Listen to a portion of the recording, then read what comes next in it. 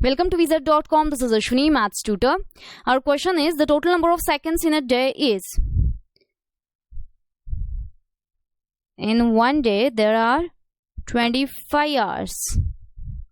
In 1 hour, there are 60 minutes. 1 minute equals to 60 seconds. So 1 hour is 60 into 60 seconds, that is 3600 seconds.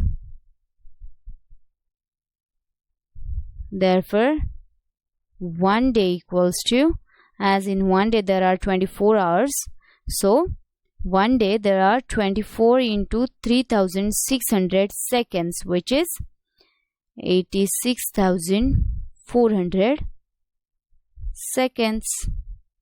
Hence, total number of seconds in a day